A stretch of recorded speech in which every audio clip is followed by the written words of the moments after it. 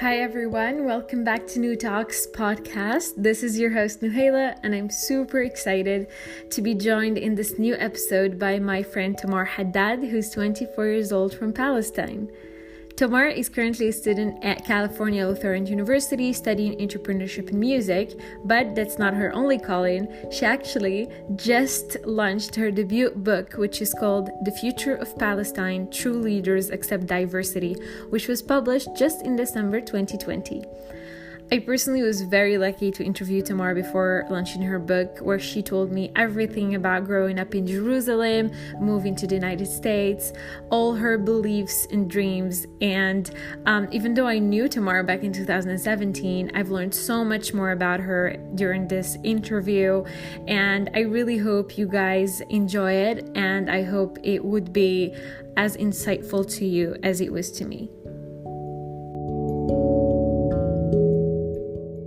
Hi, Tamar. Thank you for being part of the podcast. Hi, Noor. Thank you so much for having me. Did you just say hi, Noor? Oh my God, because you said Noor. Can we repeat? No, that's okay. Oh my God, Go ahead. I'm so sorry. Nouhaila, because you said Noor, like it came in my head. I'd like to start first by asking you a bit about your background. Can you tell us which city you grew up in and where do you live now?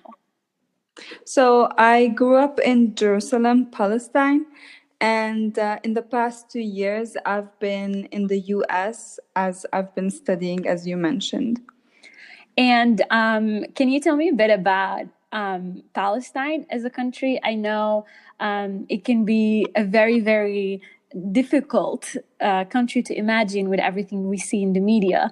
If you could describe to someone who's never been, how would you describe Palestine?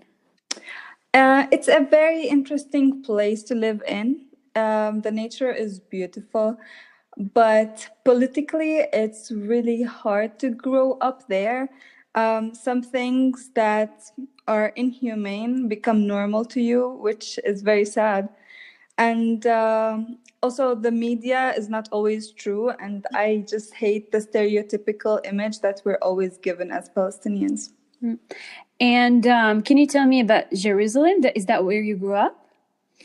Yeah, so actually it's like kind of an international area in Palestine and so-called Israel, because I don't have a like Palestinian passport nor an Israeli passport, so I kind of don't belong to any. So what they do is they give us the Jordanian passport, even though I'm not Jordanian at all. So it's like a complicated situation. How do you get a Jordanian passport and you were born in Jerusalem? I don't understand. So as a Jerusalemite, you are given a Jordanian passport because the connection between Jordan at some point were good. So like Jordan offered to give us that nationality because we don't have any. Because I can't say I'm Palestinian even though I am, but on papers I fall under Israel always. So it's very complicated. And I can apply for an Israeli passport, and some do that, especially from Jerusalem, but I just didn't. Yeah, and how about your family? Are they all in Jerusalem or they're a bit all over the place? My nuclear family is in Jerusalem, but for example, my father's siblings are all abroad. None of them are still in Palestine because of the situation, and they just like got lucky abroad and they found better opportunities. So yeah, I understand. I mean, it must be very difficult, and I just want to know, as someone who grew up, I mean, in Palestine with everything that's been going on, what is the biggest challenges that you were facing as, you know, as a young student, I guess? It's funny because to us, they don't seem as challenges. They become normalized. So many times the school would, like even the university, would just lock down or shut down completely because outside of the school, there's the IDF or the Israeli Defense Forces, or like there are protests against somebody who died because of Israel, or just demonstrations in general, the school would always close because of such incidents. Or sometimes some of the students end up going to prison for no valid reason, but it's a political prison and things like that. Like, it's different, even though it might still be in other places of the world, but it's not the same because it's on daily basis. Yeah, I understand that. And have you ever felt like there was something you wanted to do, or, I guess as a young, or as a child, even as a young woman or as a child, there are things, I mean, like the way you want to dress or activities you want to do that you were not able to do because you were, in that country, because of the country, not because of other things? Culturally speaking, we are a conservative society, and my family is very conservative too. So, of course, I would disagree with the excessive tradition or this type of culture because it's too conservative.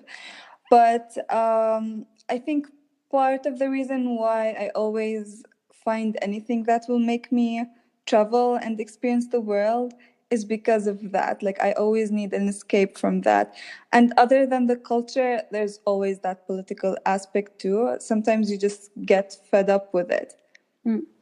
And I just want to know from your point of view, because it's very interesting to me, I guess, even when back in 2017, when I met a lot of people from either, saying that they belong to Israel or Palestine, which has always been very, very interesting and such a, peculiar thing to do and to say.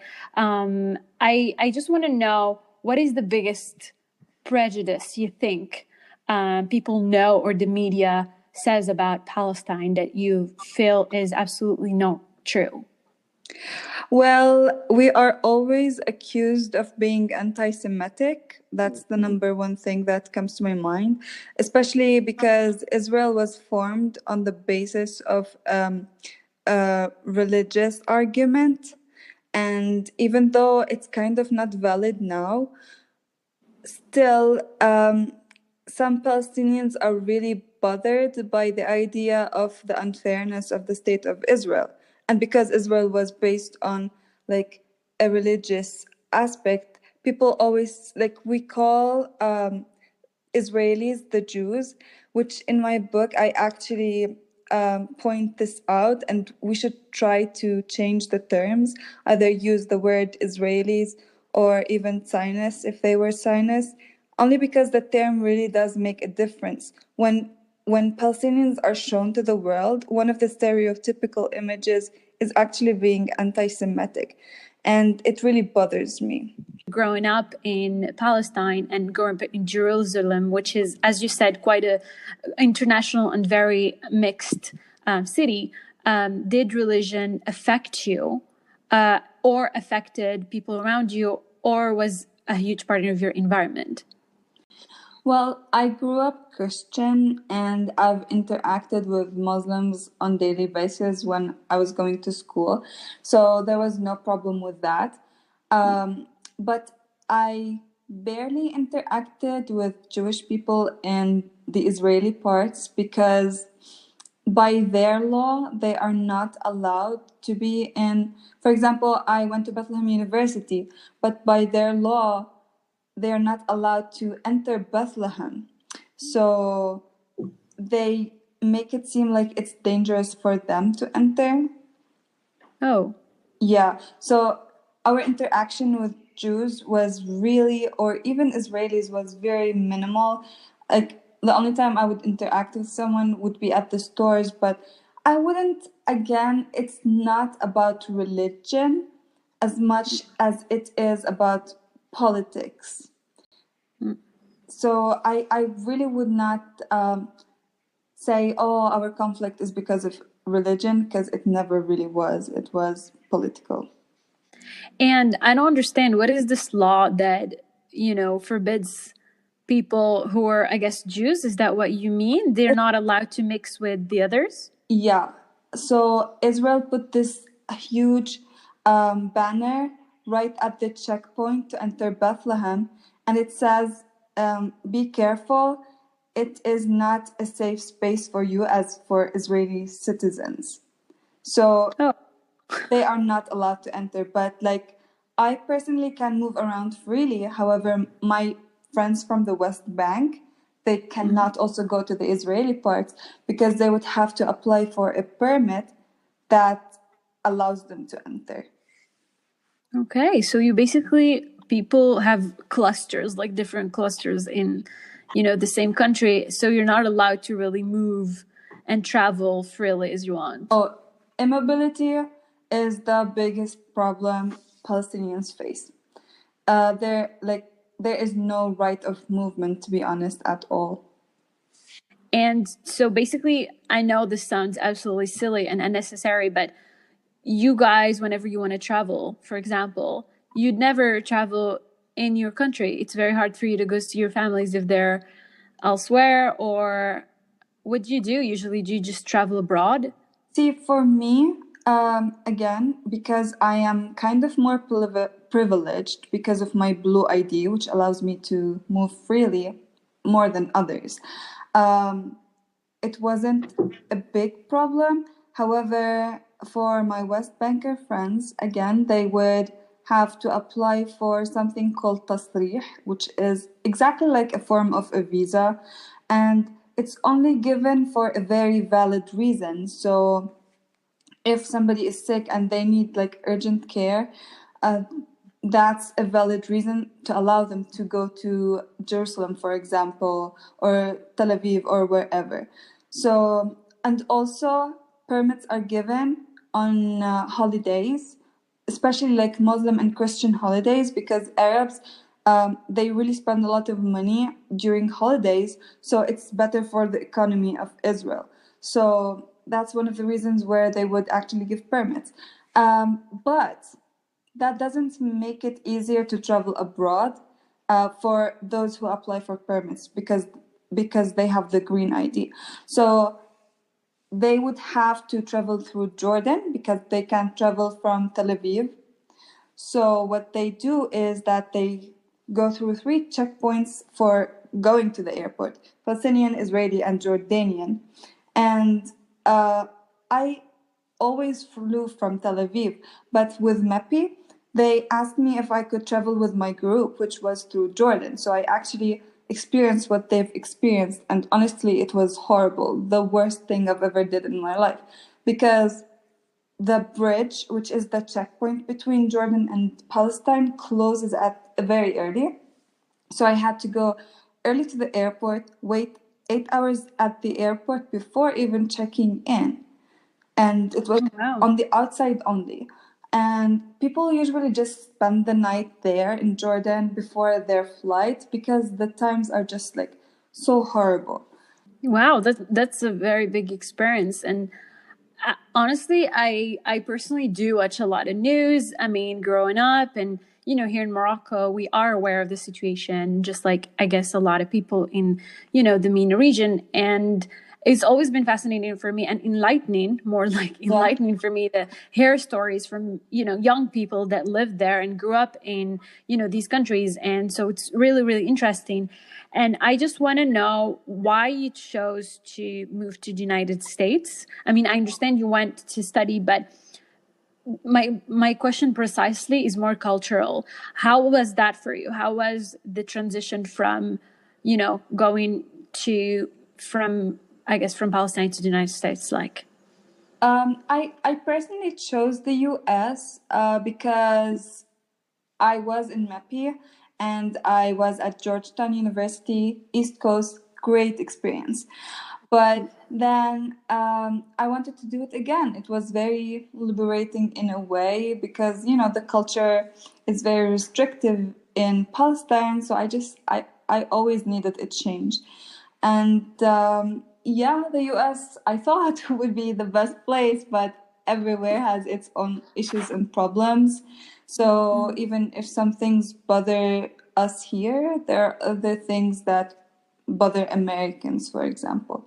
Yeah, it is never perfect. How long have you been in the United States, though? So I've been there for 2 years now. I go home every summer. Yeah. And what is, you say they have other issues in the United States, which I completely understand. I mean, even me moving from Morocco to France, there are other issues that you meet once you're abroad. And I just want to know, from your point of view, being a young woman and being Arab as well, how's that affected your relationship with, locals and, studying at an American university? How was that transition for you? Well, some of the most problematic issues in the US is racism, and it's excessive towards the Black community, as we are seeing now with George Floyd, who was murdered by a white policeman who is a Trump supporter. And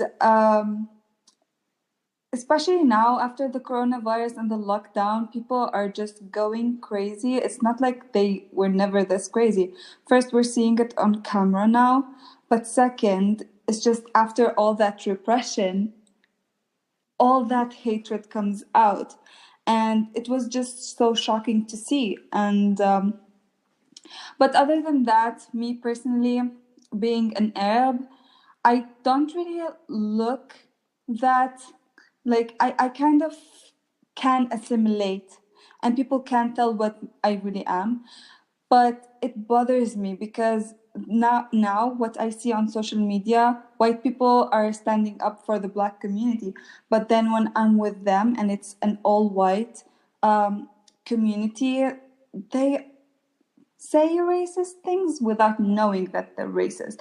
But then what they show us on social media is something different. So it's kind of hypocritical. And you kind of live with it. Yeah, I completely understand you. And I think it is, I guess it's a bigger issue than just social media. And I think racism has a lot of forms.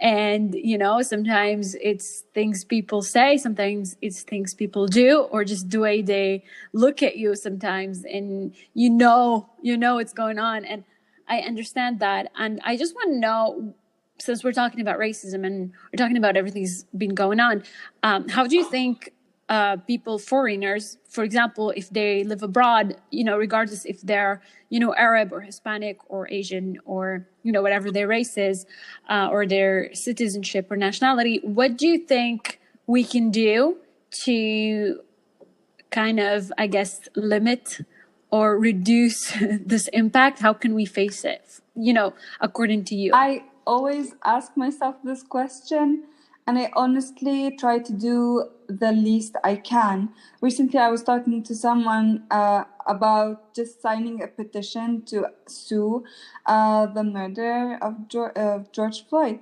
And he's Palestinian, but he was like, well, why should I do that? Nothing is going to change it.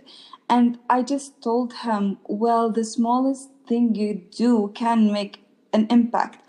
But other than that, the way I am dealing with it, because it's not like racism is only in the US, racism is everywhere, even in Palestine itself and in other Arab countries. So the way I am dealing with it is actually writing about it to maybe raise people's awareness about it, and then to ask them to pay it forward and do the smallest thing they can to make that change.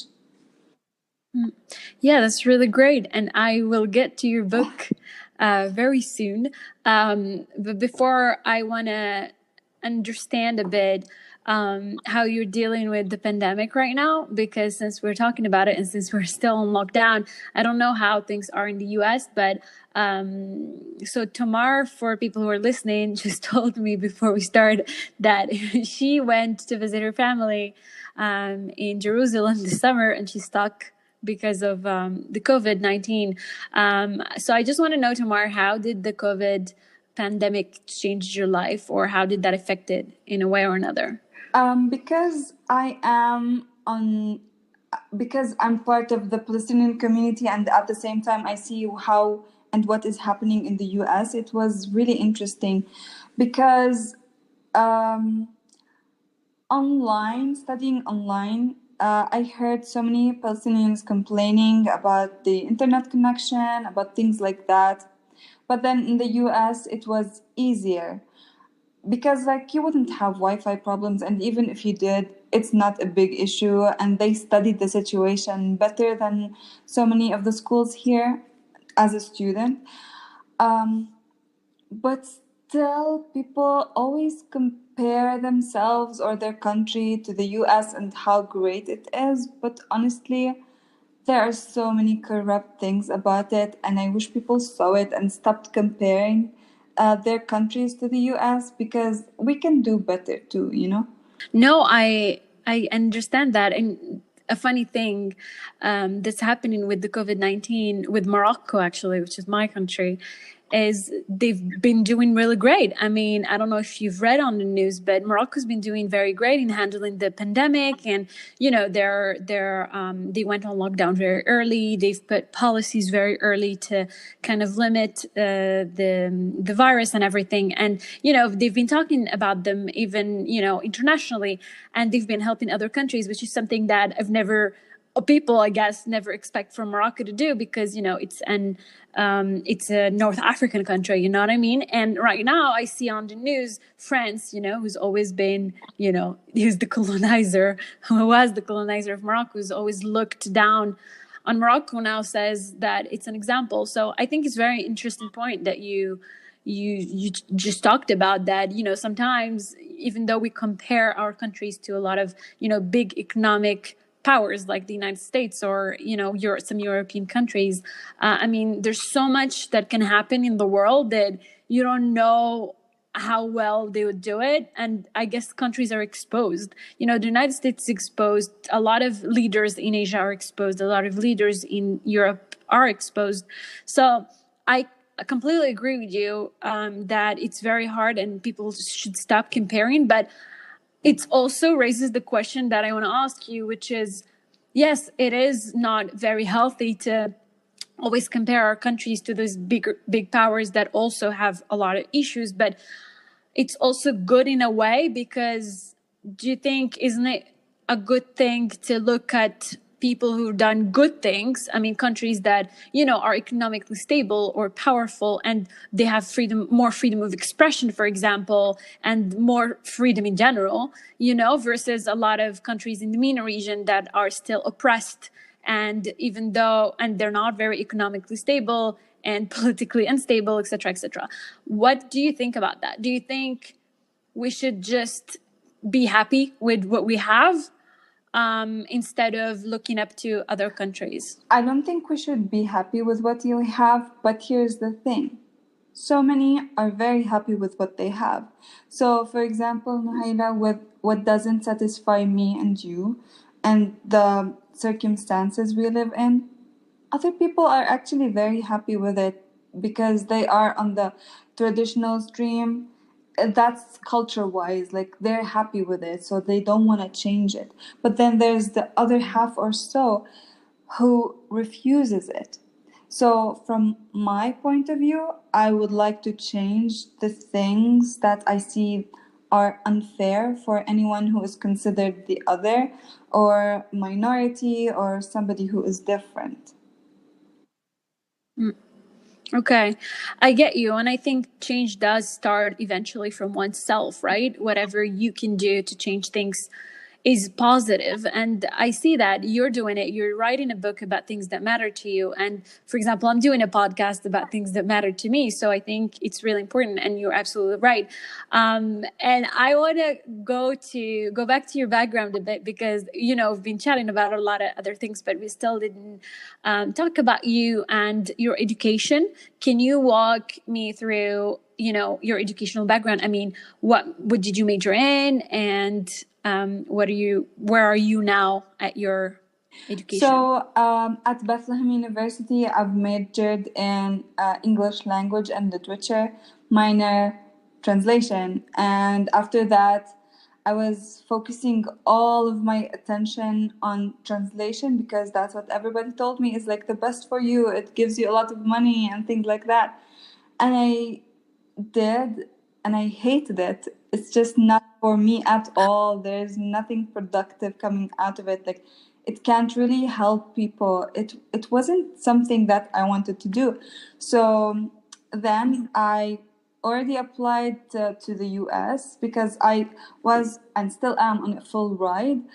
And why I studied music, and I started with music only, by the way, without even entrepreneurship, because 4 or 5 years ago, when I graduated from high school, my family was like, "Oh, so you want to study music now? You're not gonna do anything with it, and you will be a loser, basically." But then they told me, just study anything now at Bethlehem University. It's close to your home, and then you'll do whatever you want. And I said, okay. In the beginning, I hated Bethlehem University, and in the beginning, I mean 1 week only. But then I fell in love with it. It gave me great opportunities, and I've learned a lot. I grew so much. So after I graduated, I told my parents, well, you said after I graduate, I can finally study music. And I did, even though I actually lost my interest to it. But it was a good chance and opportunity for me to network in the US. It's not like I'm going there to just focus on music. Of course not. I started working in this entrepreneurship hub. So I became interested in entrepreneurship, and I added it as my minor. And also, I got so many chances. Currently, I'm part of CGIU, which is the Clinton Global Initiative Foundation. And that's why I'm working on my nonprofit. It's because of them. But of course, now with the coronavirus, it's really hard to work on that because I want to have people together for conferences and things like that. But then I can't because it's dangerous. And also, I am part of the Model United Nations Club.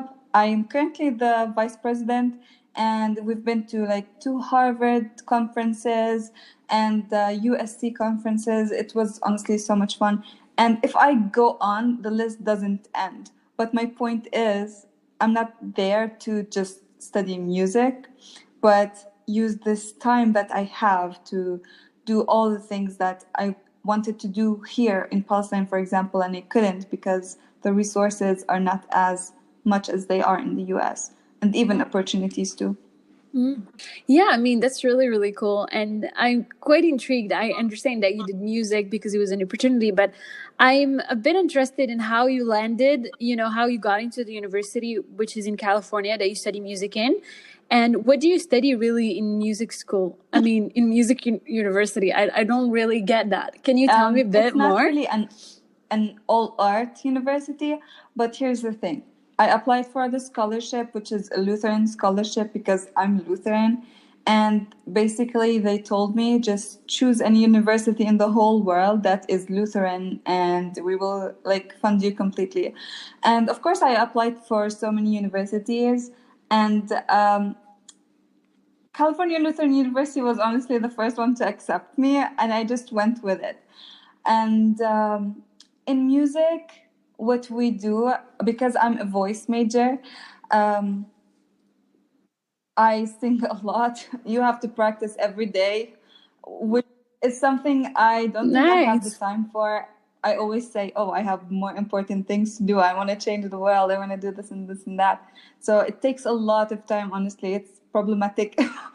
I take piano too, so I have to practice too. But of course, I haven't been because I'm currently working on my book. And you take like music theory, musicianship, which is solfège, music history, things like that. Wow, that sounds really cool. Really? I really want to do that too. Yeah, I did study a bit of music back in high school. When I was in Morocco, it was at the conservatory, obviously. So I did it part-time. And, the conservatory in Morocco was not something that I did extensively. It was literally like 2 hours a week. And I took solfège for 3 years and piano for 2 years or something like that. I don't even remember. Oh, my God. And so I really love it, and that's why I asked you. I'm like, oh, that's so cool. Yeah. You're doing a You know, music I think I am university. pretty sure you probably know more in music than I do, especially when it comes to the piano. My sister, my little sister, she's 10 years younger than me. She goes to a conservatory now in Palestine, and she's way ahead of me. And I started before her. I'm like really ashamed of myself. But do you take exams? Do you have like When you exams sing and or stuff? like when you play the piano, you just perform. But in music theory, in musicianship, in keyboard harmony, yes, you do. Okay, I'm very interested in this program. I think I'm probably gonna apply once this whole thing finishes. But I'm very intrigued by the scholarship you talked about, and I think it is Sorry, opportunity the for us name of to. the scholarship is International Women Leaders, by the way. That's interesting. So that's what I wanted to ask you. And you talked about Lutheran, which is the name of the university. Is it? Can you Sorry tell about me that, about I it? interrupted. Lutheran That's is okay. basically a denomination of Christianity. So, yeah, so you have to be kind of Christian in order to be part of it, which is sad because I really think it's a great scholarship.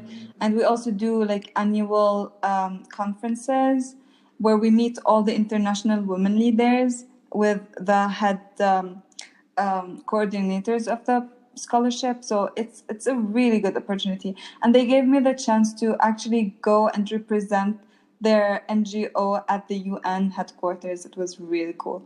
Oh, wow. That's really, really cool. And I cannot apply then. Well, gotta change my religion for that. No, thank you. But if anyone who's listening is Yeah. interested, there you go. Okay, so you've talked earlier about all of these associations and all of these initiatives that you've been part of, which is really, really interesting.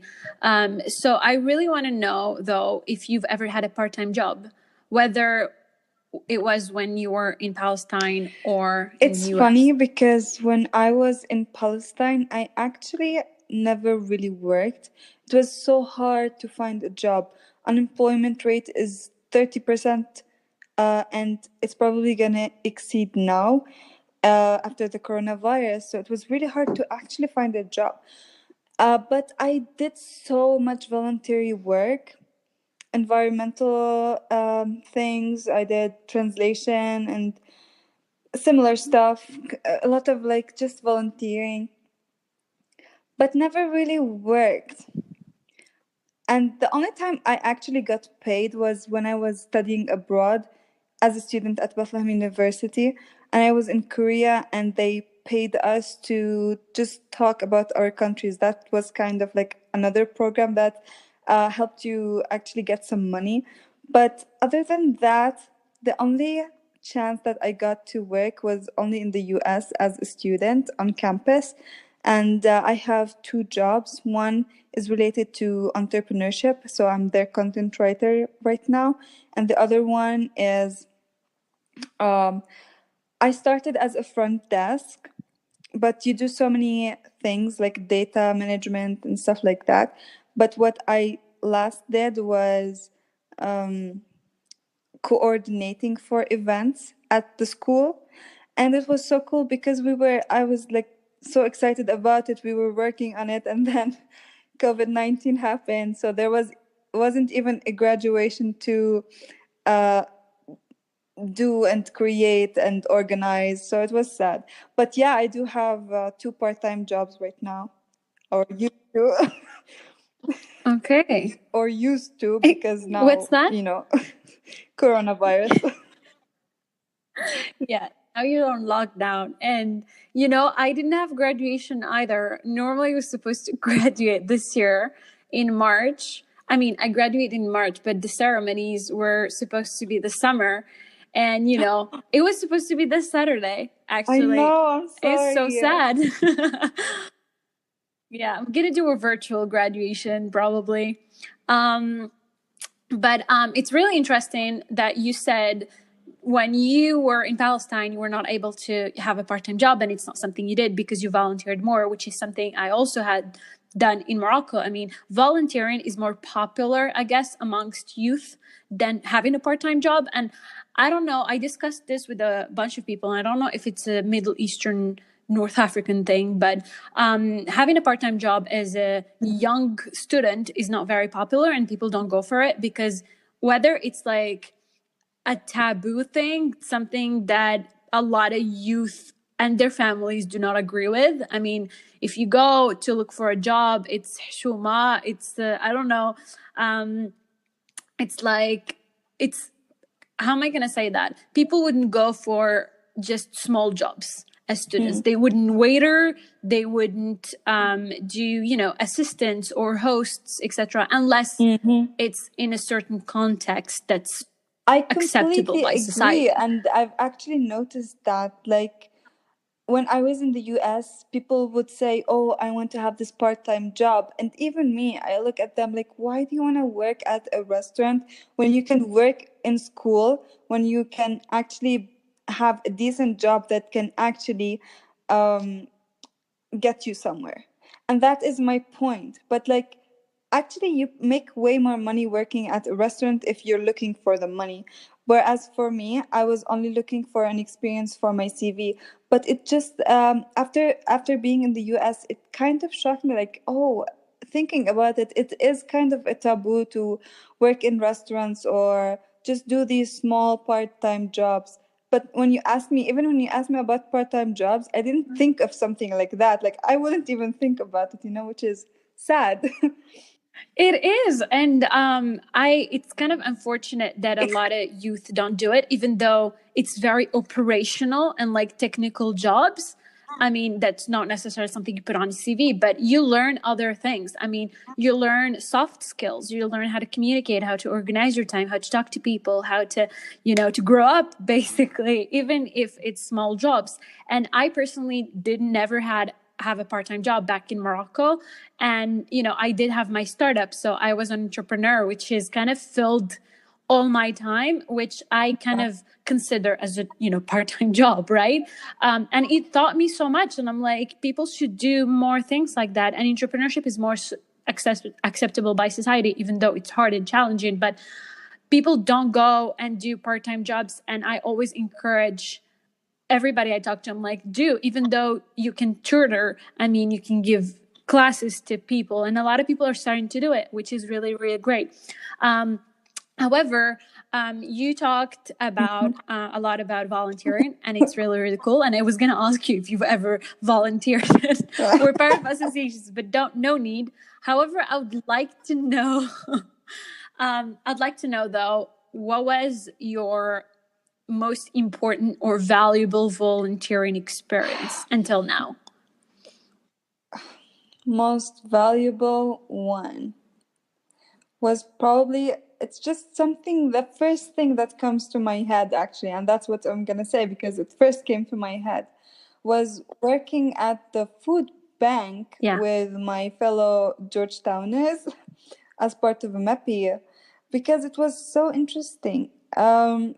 We never saw as Palestinians that there is like a food problem, because families would always support you in a way. Like, even homelessness is not a thing because people are always willing to help you. Whereas when we were at the food bank, it was just crazy to see that there are some people who can't even eat, and we were organizing their food and putting it in like boxes and things like that. So that was really interesting to me.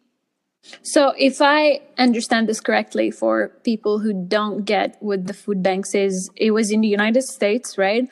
And it was for homeless. I guess it was in Washington, I'm not sure where DC? it exactly was, but probably Washington or the states around it. If I understand this correctly from you, you do not have a lot of homeless people in Palestine. Is that what you mean? You would not see them sleeping on the streets the way you would see them in the US, for example. I really don't know if it's the same in Morocco.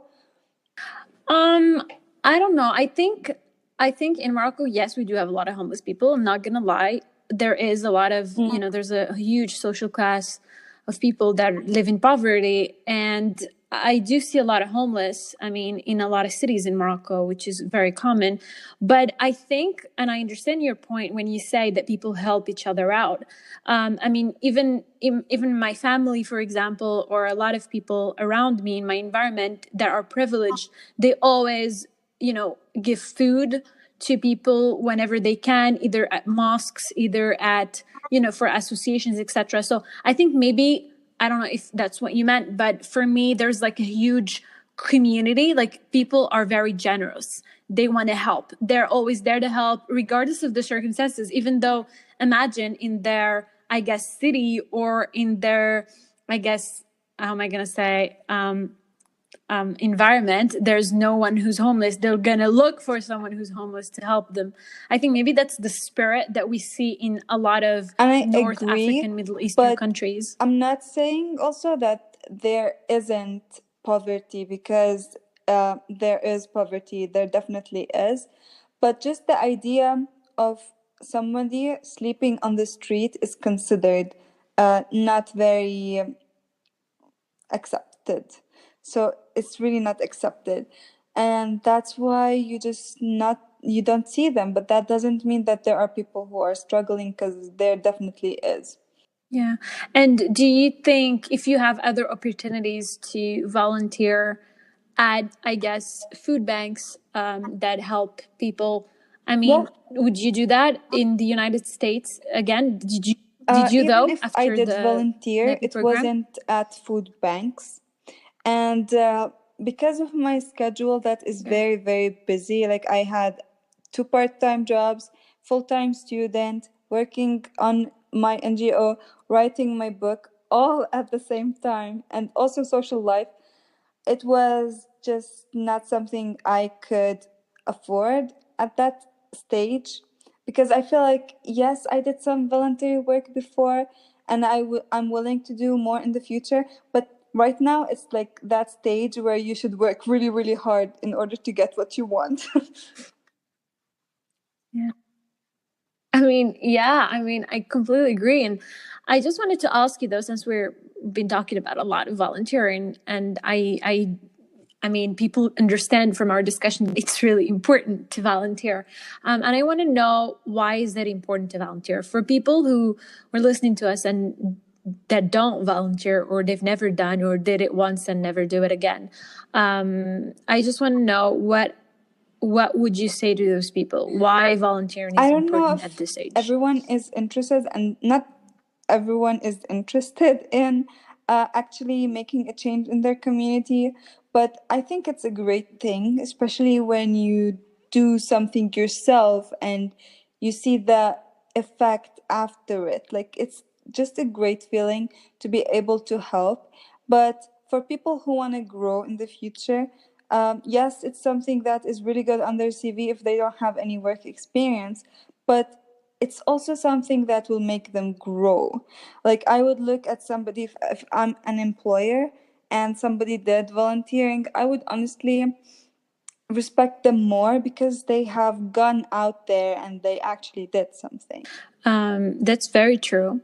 And I want to know, though, I mean, in the same thought of line, I would like to know more about this foundation, not foundation. Let me phrase that again.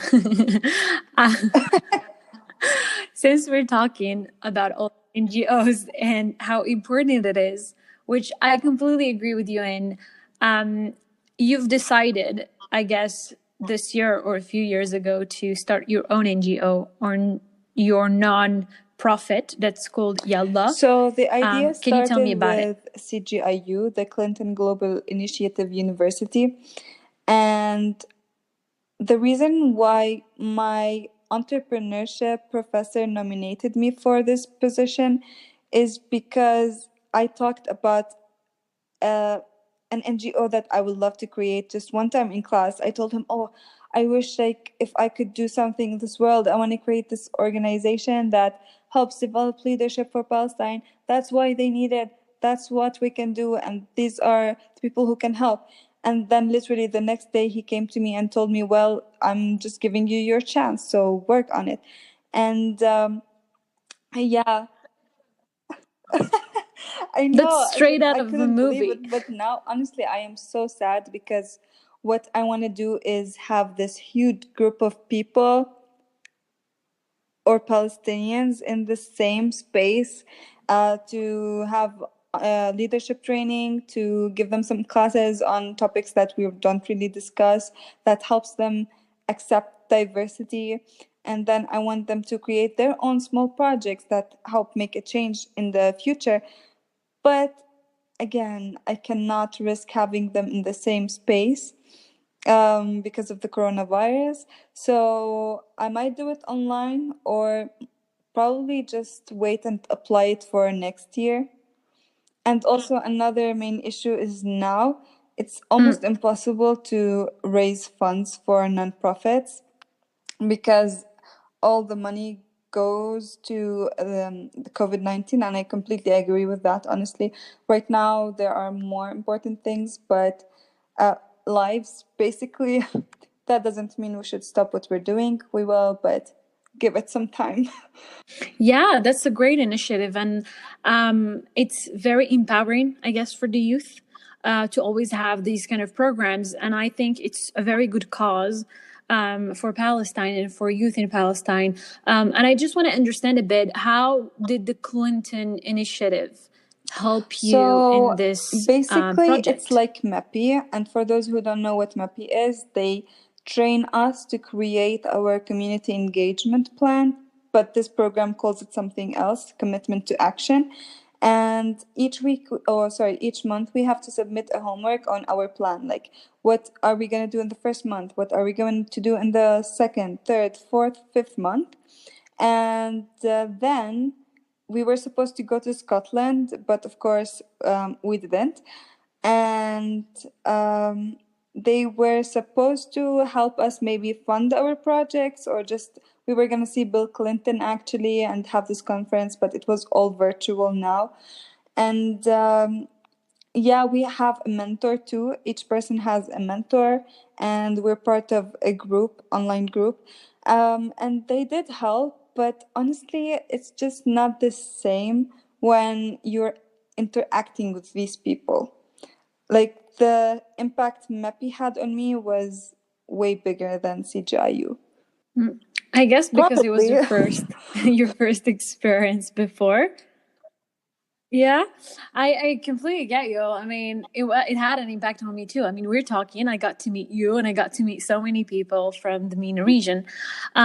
So I really support this initiative that you're doing, which is Yalla, and I hope it really works out for you after COVID. I mean, as you said, there are more important matters right now that are more related to saving lives and eradicating the virus. Youth empowerment is very important, and a lot of people do not pay attention to it much, don't give it enough importance, especially for the youth in the MENA region. And as you and I have been in the MEPI program, which I feel like you've been talking so much about in this podcast, they need to sponsor me.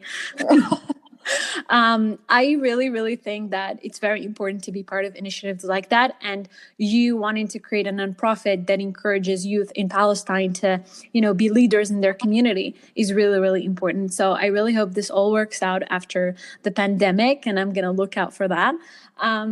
But for now, you're working on a book, right? Yes. And I'd like you to tell us all about it.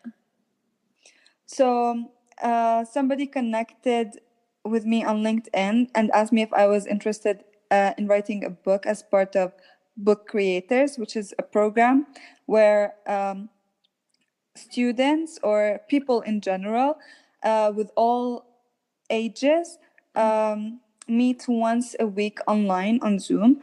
And they teach us how to write or create content for the book. And yeah, so our first call, the professor Eric asked us, or me personally, what interests you the most? Like, if you had to write a book, what would it be about? And the first thing that came to my mind was leadership for Palestine.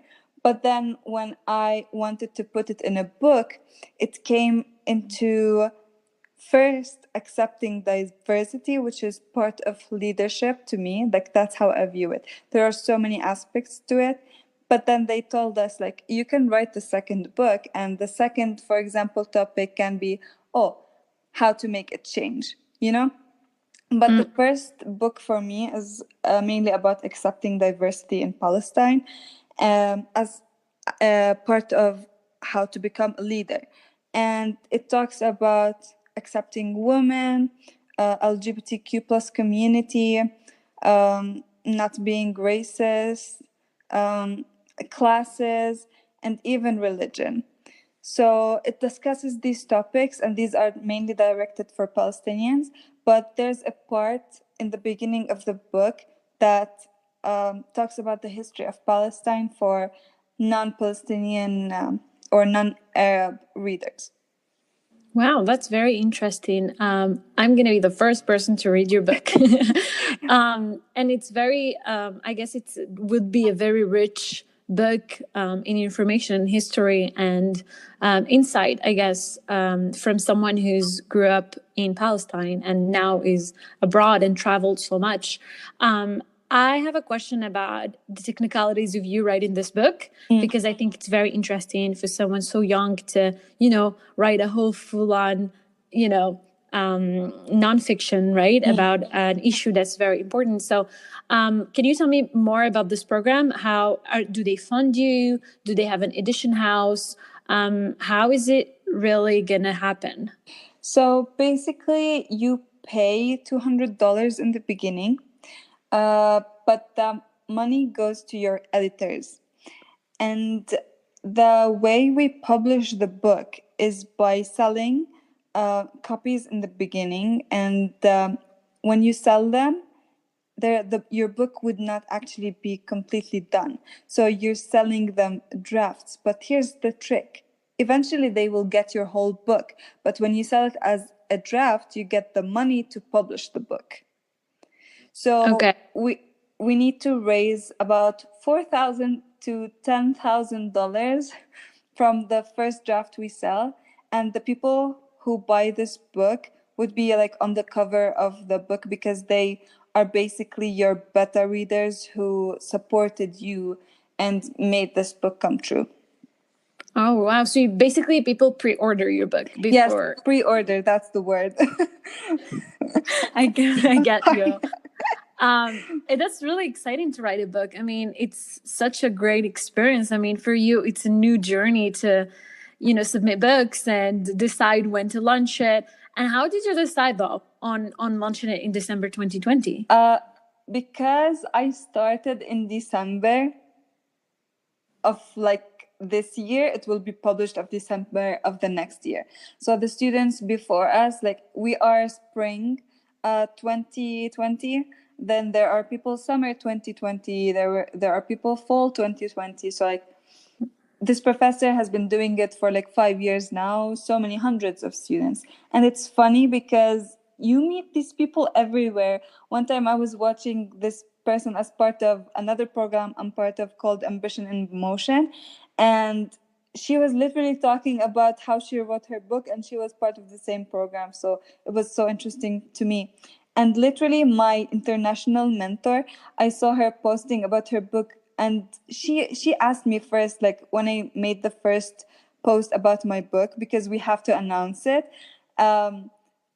she was like, are you part of book creators? Because I am too, but she's before me. So now she already did her pre-orders and she's raising the money for it. I'm still writing. That's really great. And can anyone apply for this program? Anyone can apply, which is the cool thing about it. That's so nice. Maybe after I finish the podcast, I'm going to start. I think you really should, because they keep track of you and they make sure you write. And that's what I need. I'm willing to pay the $200 just for that person who's going to just stay and tell me, oh, you have to write. That's great. And how is it going so far? It's really good. I have content for 7 chapters now. I've finished 5 yesterday. And I have to submit another 5,000 words by next week. I'm a bit behind. It's not bad. That's really cool. And I have a question though concerning the book. Are you going to publish it just in English, or are you willing to translate it in Arabic since it's for the Palestinian community? It is going to be in English first because where I'm publishing it is in the US and things like that. But English was not a bad idea because I am not only addressing Palestinians. First, I'm addressing Americans or foreigners who don't know anything about Palestine because of the misconception about it. And the reason why it's English for Palestinians is that it's actually not directed to every Palestinian. It's directed more towards the intellectual Palestinian. And that's not to say that, oh, not intellectual Palestinians don't speak English. No, it's just like not something they would grab first thing. And it's honestly scary because I'm kind of addressing things that so many of the Palestinian people don't want to hear because ideas of this book are kind of new to them and they're not always open-minded to it. But it will be translated later on. Yeah, I guess eventually it will be translated, Yeah. but first you do it for your first audience and then second and third. Yes. Maybe you'll translate it in French, right? Hopefully, honestly. I'll be there. I can read it for you in French and bulletproof. I wanted to ask you something important that you've talked about, and it's the main subject of your book, which is diversity. If you had to address one main advice to youth today, whether that's people from Palestine or from all the MENA region, what's the main advice that you would give them for in order to become someone who's accepting of diversity? I really advise them to read a lot and to read all sides and from credible sources. Right now, social media platforms are just the source for everyone because they're very accessible, but they just have such, I think, a negative impact on like the news we see every day. So like not everything we see is right and people immediately believe in it. However, when you actually read from credible sources and look into different things of interest and even of not even of interest, like just look into things, talk to people, travel if you could afford it, or like what I did was always apply for programs that allowed me to travel so that I experience this diversity. And this is what we lack, experiencing this diversity. And it would be very hard to change it when people just hear about it but don't know what it actually is. Like just being racist without actually meeting a person of color or like a black person. So they have to see them and talk to them and understand them.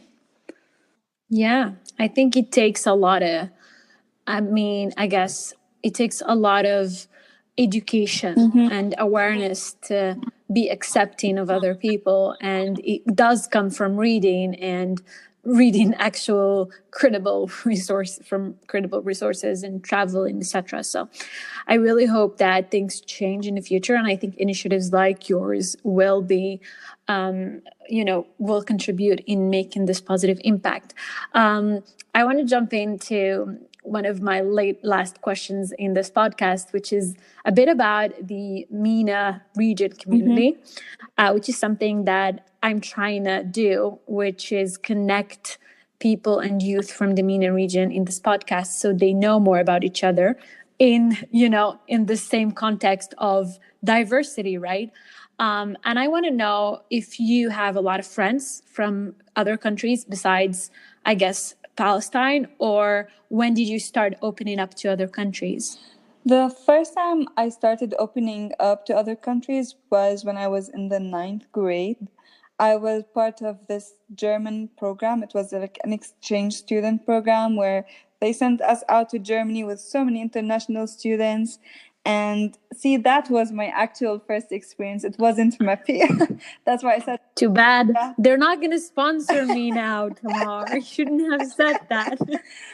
But honestly, like, that was the first time I talked to people from not only the MENA region, but from all over the world, from Europe, from Asia, so many places, America. And it just like had an impact on me, because it was the first time I see and talk to people I always hear negative things about in a way, and then you actually see them and talk to them and realize, oh wait, they're not bad like the way they are showed. So that was my very first experience. And after that, I kind of became addicted to it. Like, I just want to talk to international students. I want to see international people. I want to know how this culture is like. I want to know how that culture is like. And like now in the US, most of my friends are actually international students. And I almost have a friend from every country. Not really every country, but I almost know everyone from all over the world, which is really cool. Yeah, you're really lucky. I guess a lot of people don't get to be part of these programs, and that's why people should go and look for opportunities in order to travel, because just because you don't have the means, that doesn't mean you can find programs that are fully funded. And that's where we both were, which is MEPI, for example. It's just that people need to not be lazy and look for opportunities. And speaking of cultures, I want to ask you a bit about Morocco. I want to know, I really do want to know that. I want to know, before you met Moroccans, growing up, I mean, in Palestine, what kind of impression did you have of the country and the culture? Yeah, and then I didn't even personally have an impact. It's funny, and it just bothers me, because again, the same thing. When I said, oh, I'm going to like this, I really don't want to say it. I honestly like feel bad about saying it, but like somebody from my family was like, oh, beware from Moroccan girls, like they have different culture than ours. And I'm sorry to say that, because these people don't understand anything. Like, my closest friends are now Moroccan, you know that? Like, we really connect, but just because of these stereotypes that we have about people who are different from us. And that's the main inspiration for my book, just changing that idea. Because it bothers me. Like, I love Moroccan so much, man. Yeah, this is just Tamar trying to catch up on what she just said. She's like, I love Morocco, guys. Don't get me wrong. Even in the US, like, my closest friend is Syrian, and her best friend is Moroccan, but she's kind of far from us. And when she first saw me and when I first met her, she's like, I just immediately connected with you. Like, it's just, there's something about Moroccan, and even anyone, honestly, from the Middle East, especially when you're abroad, you just like click with them like that, despite all the stereotypes they are given. It is true. It is true. And it's something that also struck me. I mean, I didn't know a lot of people from the MENA region, especially in Morocco. And we're pretty much more open to Europe and, the Western kind of side of the world, that we don't really meet a lot of people from, I guess, Libya, for example, or Syria, or Lebanon, or Palestine. I mean, all we know is what we hear from the media, or if we meet someone, they're not necessarily representative of the community. And so, it's very, very interesting. And I want to, I'm trying to get people to get to know other cultures. And I hope a lot of people are going to know more about Palestine and about Jerusalem and about where you grew up and where you're going from this podcast, right? And I want to finish up, though, because we can talk for hours and we're never going to finish. I want to finish up with a question that I ask everybody, which is, what is the best advice that you've ever been given? And, how did that change a certain situation in your life? It doesn't have to be, a global motto, but it was just something someone said to you someday, and, it has impacted you in a way. Honestly, it was one of my professors, my theoretical criticism professor at Bethlehem University, who told not only personally me, but like the whole class, if you want something, you just don't get it easily. You have to work very hard to get that thing. And it's true, because things don't come easy, and you can't just sit here and complain, oh, why am I not doing this? Why am I not doing that? If you want it, you just like have to work hard for it, and you can easily just get it, but it takes some work. It does. And was there a situation where you were confronted with in your life where, I mean, in your short life, since we're all very young, where, you know, you've been in that situation and this advice came back to you and you were like, no, I'm not going to get this very easy. I have to work hard for it? Honestly, it's kind of the opposite in a way. It's negatively affecting me, because when I see people who are not productive, I honestly get pissed. Like, you can do so much, especially now. Like, I know there are so many things going on in the world, but it's just the best time to do everything you wanted to do and wanted to achieve. And people say, others, like there's this other argument, no, it's a time to rest and just like reflect and things like that, which now I respect, but sometimes it's hard for me to understand that other side. I mean, it is something that's been going on so much, especially online, since we're all on lockdown, that there's this thin line and balance that people try to achieve between being super productive and doing all the things they want to do. Like, hey, you know, you writing a book, me launching a podcast, someone starting a business. And it's amazing. It's great. And there's also this, you know, line or this a huge community where people, you know, are feeling, you know, having anxiety and feeling bad and feeling down, and, you know, and it's a tough time. So I think it's always about this balance that people have to find. I mean, it's not easy, it's true, and it's never been easy either on lockdown or not. So as you said, I think it's a very good advice to just, you know, do things and push through, even though things in life is hard, because it is, and sometimes it's not fair. But I guess with positive people like you, we can do great things. And it's good that you try to inspire people to, you know, be a better version of them. It's not supposed to be a negative thing at all. It's just that you want to see the best in people. And, you know, it's something that is really important and it's positive. So you should continue doing that. Good, I'm glad. Sometimes people tell me just like to relax and just to give myself just some time for myself. It's hard to do that now when you get addicted to just doing so much.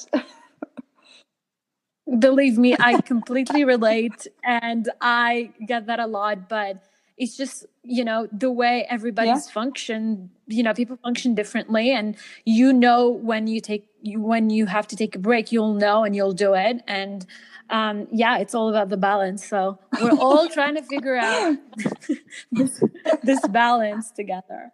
Thank you, Tamar, so much for being part of my podcast. Thank you, Nouhaila. This was so much fun, honestly, and I'm so honored to be part of this too. Thank you so much.